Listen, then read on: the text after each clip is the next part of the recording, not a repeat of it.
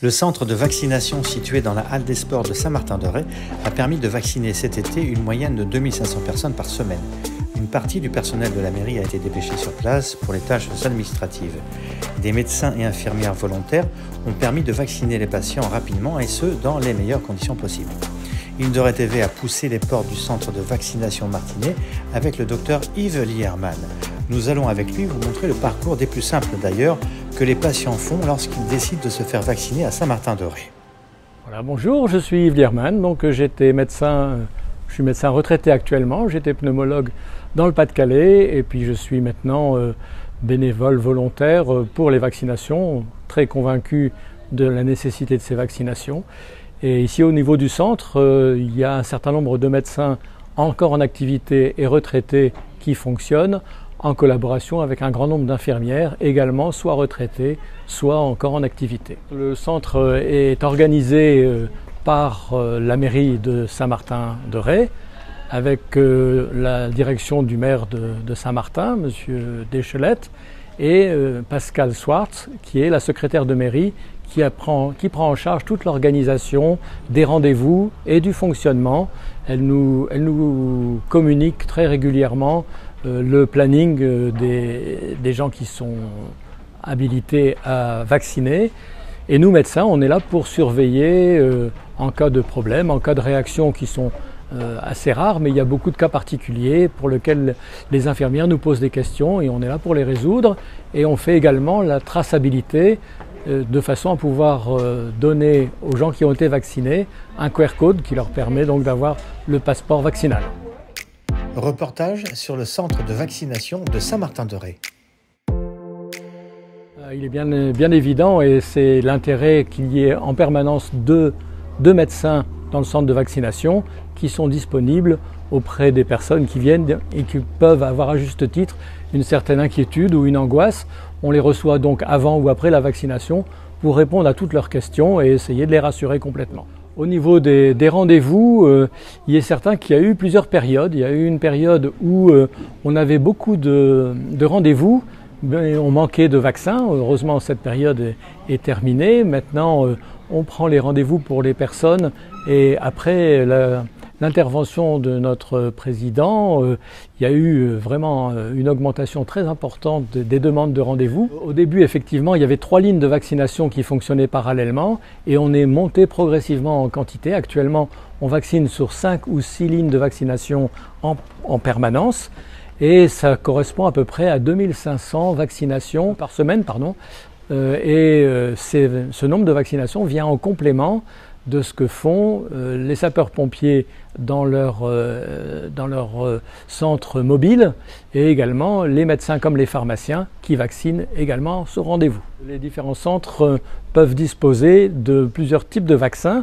En général, il y a un type de vaccin qui est envoyé par chaque centre et on a donné la priorité aux vaccins à ARN messager qui sont bien tolérés et qui sont réputés plus efficaces vis-à-vis des différents variants, notamment le variant Delta. Et en plus, l'intérêt du vaccin ARN messager, c'est qu'il peut être adapté en fonction des nouveaux variants qui peuvent arriver. Et de plus, il peut être utilisé en seconde injection chez des personnes qui ont eu un vaccin comme AstraZeneca en première injection. Mais alors donc, dans les centres ici, on a uniquement le vaccin Pfizer.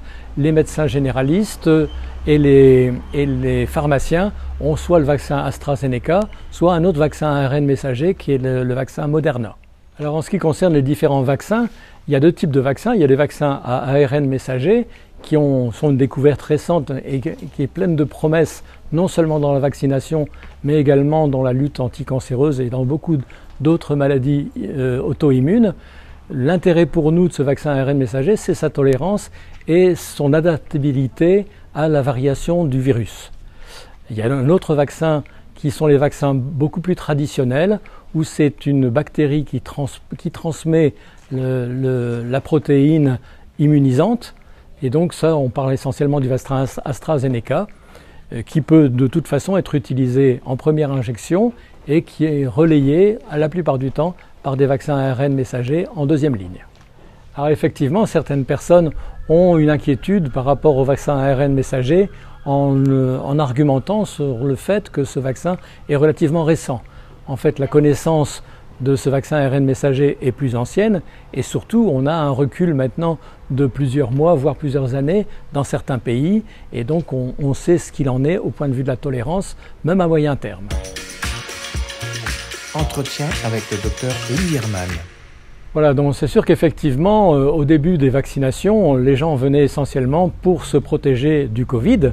Maintenant, de plus en plus, on voit quand même encore beaucoup de gens qui viennent pour se protéger du Covid, mais d'autres qui se sentent moins concernés par la maladie, mais qui viennent pour pouvoir avoir le pass vaccinal et pouvoir reprendre une vie la plus proche de la normale possible dans des conditions de sécurité acceptables. Un des avantages d'avoir des centres de vaccination qui fonctionnent sur les lieux de vacances, ça permet aux gens qui ont eu souvent une première dose de vaccination sur leur lieu d'habitation et ils peuvent profiter de ça pour avoir une seconde dose.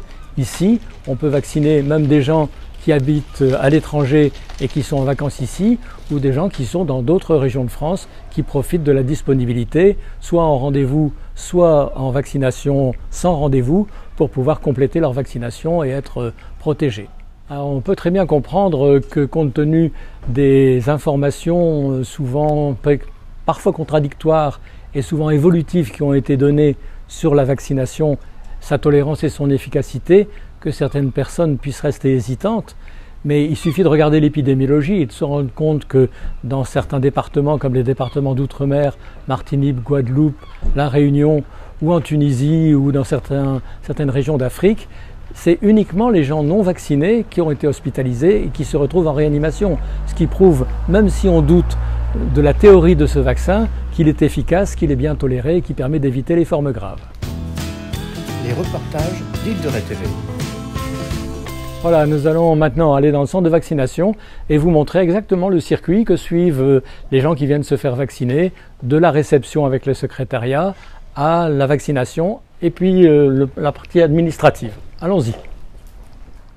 Voilà, donc nous pénétrons dans le centre de vaccination avec un fléchage qui est tout à fait efficace. Là, c'est une première salle d'attente où sont les personnes qui vont être reçues très rapidement par les secrétaires qui vont vérifier leur rendez-vous avec Doctolib. Les personnes qui viennent se faire vacciner sont d'abord reçues au niveau du secrétariat où on prend leurs données administratives, notamment le numéro de sécurité sociale, et on leur remet un formulaire d'interrogatoire qui permet de trier un petit peu les contre-indications et le contexte de la vaccination. Voilà, il est bien évident que les personnes doivent non seulement vérifier leur convocation à Doctolib, mais présenter leur carte vitale avec leur numéro de sécurité sociale.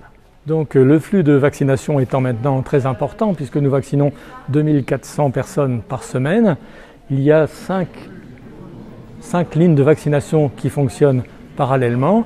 Et là, c'est la salle d'attente pour chaque stade de vaccination. Vous allez voir maintenant les box de vaccination qui sont animées par les infirmières qui reçoivent les personnes.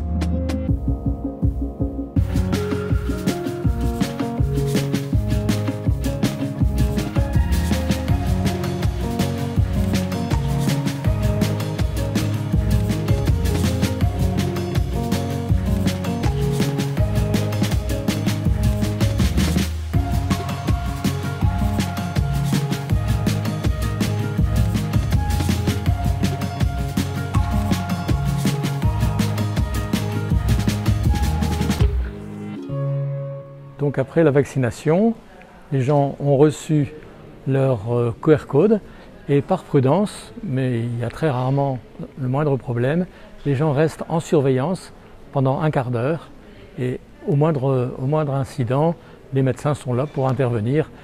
Moi je dois dire que sur plusieurs mois de vaccination, pratiquement je n'ai jamais eu aucun problème. Voilà, donc en ce qui concerne le centre de vaccination de Saint-Martin, il fonctionne essentiellement sur les rendez-vous qui sont donnés par Doctolib, mais effectivement il y a quelquefois des gens qui sont absents et on se retrouve en fin de séance avec des doses disponibles Et donc on a toujours une liste de personnes à rappeler au besoin, de façon à ne perdre aucune dose et à vacciner le maximum de gens, ce qui est bien sûr notre objectif essentiel. Pas de soucis, vous allez bien? Oui, voilà. Bah, je vous le donne, vous attendez le quart d'heure de surveillance réglementaire. D'accord, merci beaucoup. Abonne-toi, like et commente les vidéos d'Île de Ré TV.